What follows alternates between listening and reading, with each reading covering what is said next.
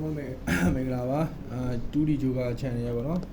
channel အသစ်လေးရနေပြီးအားလုံးကြိုဆိုပါတယ်เนาะအားလုံးပဲ subscribe မလုပ်ရသေးရင်အားလုံးပဲ subscribe လုပ်ပြီးခေါင်းလောင်းလေးကိုနှိပ်ထားပေးကြပါเนาะနှိပ်ထားပေးပါလို့အားလုံးမြတ်တက်ရက်ခံပါတယ်အမျိုးတို့ရေเนาะအားလုံးပဲမင်္ဂလာပါခင်ဗျเนาะကျွန်တော်အခုဒီအခုတနင်္လာပွဲဥမှာဗျာကျွန်တော်ထွက်သွားပြီပေါ့เนาะခွန်နဲ့ခွန်လေးထွက်တာတဲ့အဲခွန်ထွက်ချင်းကြောင့်ဒီတစ်ပတ်မှာအပူးထက်လာဖို့ရှိရပေါ့เนาะအားလေးကျွန်တော်ပြပေးမယ်အပူးနဲ့ပြန်ကြရတဲ့တတိထားရမယ်เนาะ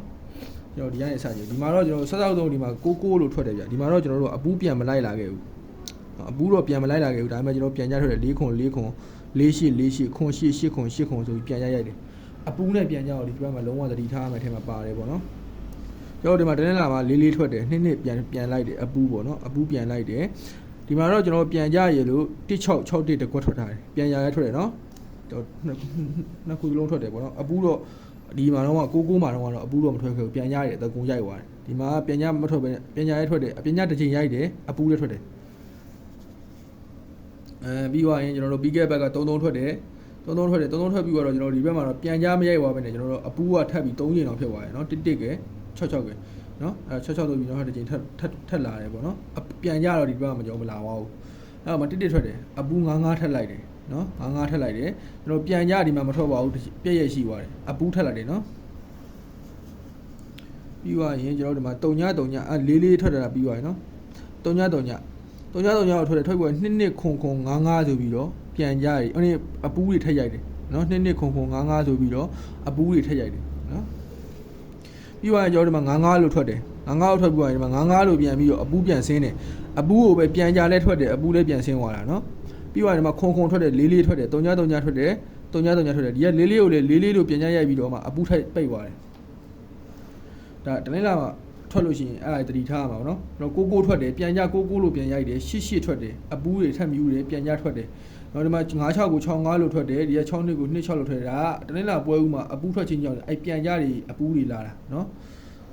အဲ့ဒါတွေကိုတတိထားပါနော်ပြီးသွားကြောဒီမှာ3ညထွက်တယ်3ညထွက်ပြီးတော့အပူးကို2လို့ထွက်တယ်2ကိုပဲ2လို့ပြန်ရိုက်တယ်ဒီမှာနော်6လေးကို4လို့ပြန်ရိုက်တယ်နော်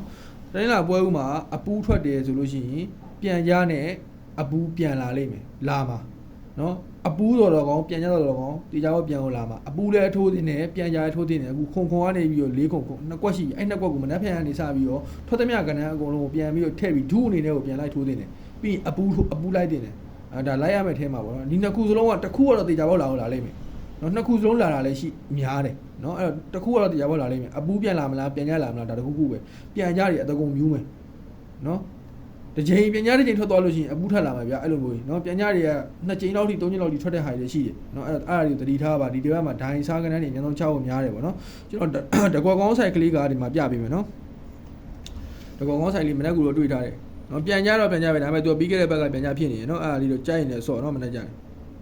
ကျွန်တော်မနေ့ဘက်ကမှာ1ချင်းနဲ့ညှိတယ်မနေ့ဘက်ကမှာ1ချင်းနှစ်ဆိုင်စလုံးက16 1ချင်း16 1ချင်းနဲ့6တစ်1ချင်းနှစ်ခုတူနေရပါတော့အဲ့တော့မနေ့ဘက်ကမှာ6တစ်1ချင်းနှစ်ဆိုင်ကိုမနေ့ဘက်ကမှာ6တစ်1ချင်းရှိတယ်အော်ခွန်ထွက်တယ်သူ့ရဲ့ဘေးတပင်းကျော်မှာအပူတစ်လို့တနေ့လာနေမှာရိုက်ထားတယ်ပြီးခါကခွန်လေးလိုပဲဖြစ်တယ်နော်ခွန်လေးလိုပဲဖြစ်ထားတယ်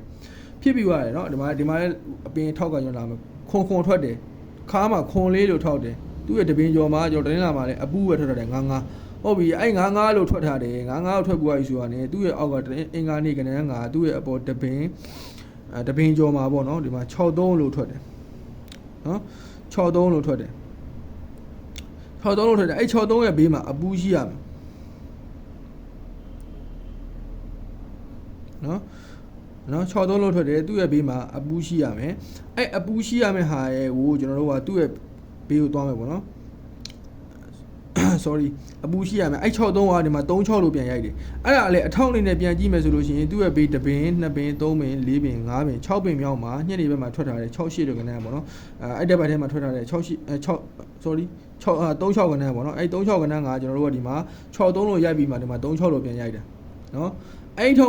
က်ကိုမယူဘဲနဲ့ကျွန်တော်ဒီမှာနေမဲ့63လို့ပြန်63ကို36လို့ပြန်ရိုက်တဲ့သဘောမျိုးနဲ့ကျွန်တော်ရိုက်လို့ရတယ်နော်တစ်ခွက်ရမယ်ကျွန်တော်အရန်တစ်ခွက်နဲ့နှစ်ခွက်ကြိုက်တယ်ပေါ့နော်အဲ့ဒါလေးအဲ့ဒါကဘာလဲနောက်ထပ်အထောက်တစ်ခုအနေနဲ့ကျွန်တော်ကြည့်မယ်နော်ခွန်ရဲ့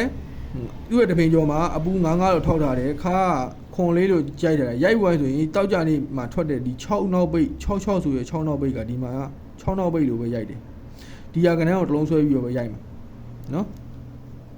ဟုတ်ပြီကျွန်တော်ပြောင်းမှရိုက်ထားရနော်အဲ့တော့ကျွန်တော်ခွန်ထွက်တယ်သူ့ရဲ့ဘေးတပင်ကျော်မှာတစ်အပူတိုင်းလာနေမှာထွက်ထားတယ်ခါခွန်လေးလို့ထောက်တယ်ထောက်ပူသွားပြီဆိုတာနဲ့သူ့ရဲ့ပေါ်တပင်နှစ်ပင်ကျော်ပေါ့နှစ်ပင်မှာပေါ့နော်ကျွန်တော်ကြည့်လိုက်လို့ရှိရင်သူ့ရဲ့ဘေးမှာကိုလို့ရှိရယ်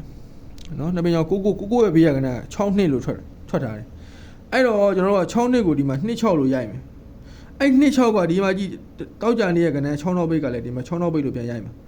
နော်အဲ့တော့ခဏမနက်ကိုတကွက်ကောင်းအနေနဲ့26ကြာကြာပရိအပင်ကိုယူမယ်ဆိုလို့ရှိရင်တော့ကျွန်တော်တို့ခွန်8ဆိုရယ်ခဏနှစ်ကွက်ပေါ့နော်နှစ်ကွက်ကတကွက်ကောင်းကတော့ကျွန်တော်တို့က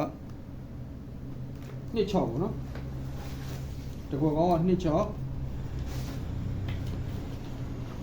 နောက်ထပ်တကွက်ကကျွန်တော်တို့ကခွန်8ကို8ခွန်လို့ပြန်ရံမယ်ပေါ့နော်တကွက်ကောင်းကတော့ကျွန်တော်တို့က26နော်အဲ့တော့ကြံရက်မှာကျွန်တော်တခါတည်းဒီမှာရေးပြပေးမယ်နော်ခုနက short လေးနေတယ်ကျွန်တော်တင်ပေးထားတယ်ကြံ4ရက်ပေါ့နော်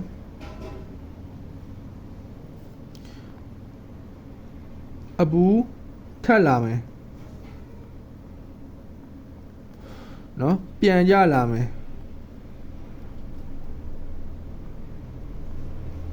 နော်အဲ့ဒါကိုသတိထားပါနော်ပြန်ပြီးတော့ထည့်ထိုးပါပြန်ရတယ်အပူးပြန်လာဖို့ရှိတယ်အဲ့ဒါကိုသတိထားပြီးတော့ထည့်ထိုးပါမနက်ဖြန်က12နာရီ10မိနစ်ပေါ့နော်နေကုံအရင်ပြောပြမယ်နော်နေကုံမှာ6တစ်လုံးပိုင်းရှိတယ်နော်6တစ်လုံးပိုင်းနော်လုံးပိုင်းရှိတယ်12နာရီ10မိနစ်မှာကျွန်တော်အခုတွေ့ထားတာက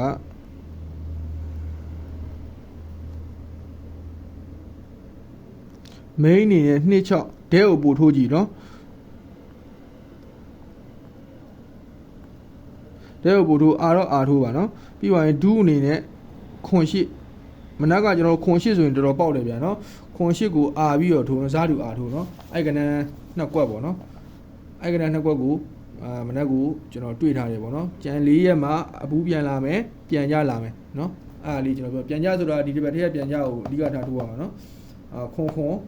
4ခွန်ကနေစပြီးတော့မနေ့ပြန်ထွက်သမျှကဏ္ဍတွေအကုန်လုံးပြန်ပြီးတော့ထည့်ထိုးတင်တာနော်အဲ့တော့မနေ့ကမှာကျွန်တော်ကဏ္ဍဆက်ကြနေတယ်ကျွန်တော်26တကွက်တွေ့ထားတယ်ခွန်8အားလေးဒူးအနေနဲ့ထည့်ထိုးမယ်နှစ်ကွက်ပေါ့နော်ကဏ္ဍနှစ်ကွက်ဒါတော့ထိုးပြောပါတယ်နော်ပြန်ကြတဲ့အပူကတော့အမျိုးတို့စိတ်ဆက်တာရှိရဆိုရင်လိုက်ကျွန်တော်တို့တွေ့ထားတယ်ဒီကောင်ကောင်းနေပေါ့နော်မနေ့ကနေကုန်းလုံးပိုင်းရ6တစ်လုံးပိုင်းနော်ပတ်တီးနေစောကျင်နေဆိုတော့6တစ်လို့ပတ်တီးနော်ပတ်တီးစောကျင်နေဆိုပြီးပြောတယ်မနေ့ကနေကုန်းမှာ6တစ်လုံးပိုင်းရှိတယ်နော်အဲ့တော့အားလုံးပဲကံကောင်းကြပါစေကီးကတော့3 4 6ခုကီးရှိရမနေ့ကမှာအားကြောင့်6ကလည်းမနေ့ကမှာနည်းနည်းအားကောင်းတဲ့ထဲမှာပါတယ်နော်အဲ့တော့အဲ့ဒါလေးကျွန်တော်တွေ့ထားလို့ပေါ့နော်အဲ့ဒါလေးကိုပြောပြတာပါ subscribe လုပ်ထားကြပါလို့ဆိုအားလုံးတောင်းဆိုပါတယ် subscribe လုပ်မှကျွန်တော်နောက်ပိုင်းဓာတ်ရိုက်လိုက်ပြီးတော့လွှင့်ပေးလို့ရမှာပေါ့နော်အားလုံးကျေးဇူးအများကြီးတင်ပါတယ်ကံကောင်းခြင်းများစွာပိုင်ဆိုင်နိုင်ကြပါသည်ထူးတဲ့ကဏ္ဍတွေအားလုံးပေါက်ကွက်ဖြစ်ပါသည်လို့အားလုံးဆုတောင်းပေးလိုက်ပါတယ်နော်